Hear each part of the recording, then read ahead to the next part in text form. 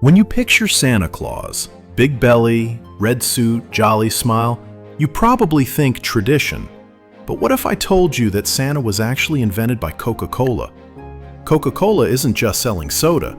For over a century, they've been using psychology to hack our minds, shape our habits, and even rewrite our traditions. In this video, I'll share 5 psychological hacks Coca-Cola has used to stay the world's most powerful soda brand. And trust me, once you see them, you'll never look at Coke the same way again. Let's start with the Santa story, because honestly, it's one of the wildest branding hacks in history. Before the 1930s, Santa was all over the place, sometimes tall and skinny, sometimes wearing green, and occasionally looking like a wizard who took a wrong turn at Hogwarts. Not exactly the cozy guy you'd want sneaking into your house. Then Coca-Cola shows up. They're struggling to sell soda in the freezing winter months, and someone at Coke headquarters goes, "We need to make people associate our drink with warmth and joy. Let's reinvent Santa."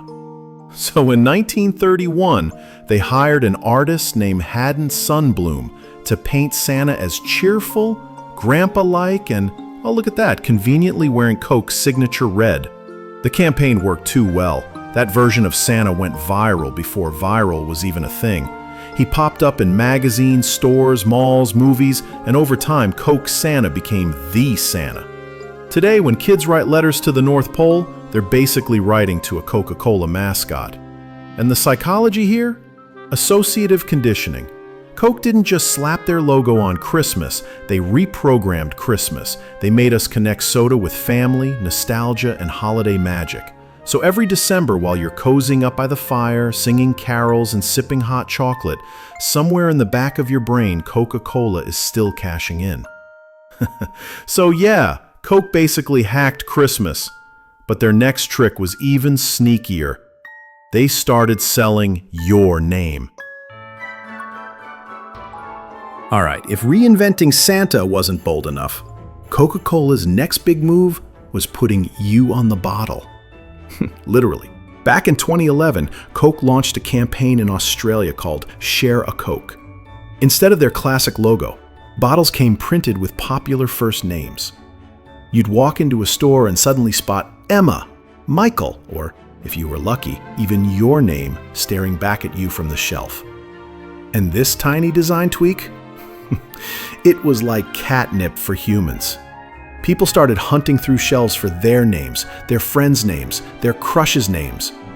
It turned buying soda into a scavenger hunt.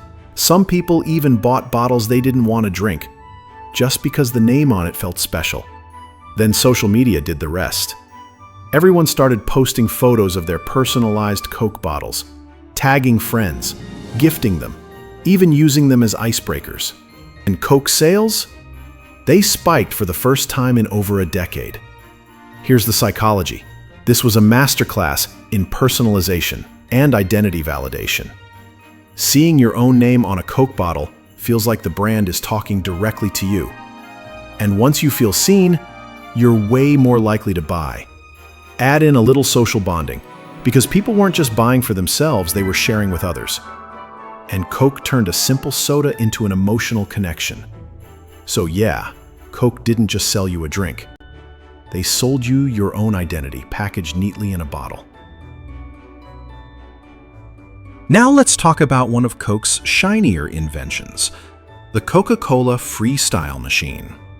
You've probably seen one in a fast food place, this giant touchscreen soda dispenser that looks like a vending machine designed by Iron Man. You walk up to it and suddenly, you're in soda heaven! Over 100 flavors, endless combinations, even weird ones, like raspberry Sprite or vanilla root beer. It's basically a choose-your-own-adventure, but with sugar. Here's the genius. Most people don't actually need 100 different sodas. If anything, that sounds overwhelming. But Coke knew exactly what they were doing. By offering so many options, you feel like you're in control, like you're customizing something that's just for you. Instead of ordering a Coke, you're designing your Coke. And that little shift makes you more emotionally attached to what comes out of the machine. The psychology here is called choice architecture. Humans love the illusion of freedom. Too few choices feel boring, too many choices feel overwhelming, but just enough choices make us feel empowered. The Freestyle Machine takes that to the extreme. Even if you end up picking plain Coke, which a lot of people still do, you feel better about it because you had all those other choices and still chose Coke. That's commitment reinforcement. And there's another sneaky benefit. All that experimentation with flavors generates tons of consumer data. Coke learns what flavors people actually like mixing, and then, surprise, surprise, those become future limited edition products on store shelves. So the Freestyle Machine isn't just a fancy soda fountain, it's a psychology-powered loyalty trap disguised as fun. You walk away thinking, wow, Coke gave me freedom, but in reality, Coke just made sure you'd never stop choosing them. So Coke mastered personalization, they mastered choice, but they also mastered color. And this next trick shows why Coke's bright red branding isn't just iconic, it's psychological warfare against Pepsi. Here's something you probably don't think about when grabbing a soda: the color of the brand. But Coke definitely thought about it, and they didn't just choose red because it looked nice. They chose it because it hacks your brain. See, Coca-Cola doubled down on red branding early on, and it wasn't random. Color psychology tells us red is a stimulant. It grabs attention, makes you feel energized, and here's the sneaky part, it actually stimulates appetite. That's why so many fast food chains also use red in their logos. Your brain sees red, and suddenly you're a little hungrier, a little thirstier, and maybe even craving a Coke. Now compare that to Pepsi's blue branding. Blue is calming, cool, and trustworthy, which is great for, I don't know, a bank or maybe bottled water. But in a crowded store shelf, Coke's bright red packaging doesn't just sit there, it screams at you. It's the loud kid in the classroom, while Pepsi is quietly raising its hand. And here's the kicker. Because Coke has hammered that red branding for over a century, it's become almost impossible to separate the color from the product. You see Coke red, and your brain goes, oh, that's the taste of fun, comfort, maybe even childhood. The psychology here is simple but powerful: color association and appetite priming.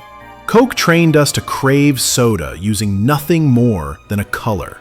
Red doesn't just stand out, it makes you want. And Coke owns that red so hard that if Pepsi ever tried to use it, people would just assume it's a knockoff. So Coke won over families with Santa, made soda personal with your name on the label, claimed the color red, and even turned soda machines into playgrounds of choice. But in the 80s, they got a little too bold, and it backfired spectacularly. See, Pepsi was gaining ground with their famous Pepsi Challenge, blind taste tests where people chose Pepsi over Coke because it was sweeter. Coca-Cola freaked out, so in 1985, they did the unthinkable. They scrapped their century-old recipe and launched New Coke. At first, people were curious, but almost immediately, the backlash hit like a sugar crash. Fans weren't just disappointed, they were furious. There were protests, angry letters, even hoarding of old Coke like it was the world's last supply of water. New Coke actually tasted fine, but Coke underestimated psychology. People weren't just drinking a soda, they were drinking nostalgia. Childhood memories, family barbecues, Christmas mornings. Coke was part of their identity. By changing the formula, Coke didn't just change a drink, they tampered with people's emotions. Within just 79 days, Coca-Cola caved and brought back the original formula as Coca-Cola Classic. The great lesson? Taste matters, but never mess with people's memories. So there you have it. Coca-Cola didn't just sell soda, they sold psychology. They gave Santa his modern makeover, slapped your name on a bottle, turned a color into an empire, made choice feel like power. And yes, even learned the hard way that you can't outsmart nostalgia. Love them or not, Coke proves one thing. The most powerful ingredient in any drink isn't sugar or caffeine, it's emotion. And when companies tap into psychology, they're not just quenching your thirst, they're shaping culture, memories, and even entire holidays. So, next time you crack open a Coke, ask yourself, are you drinking a soda or a story?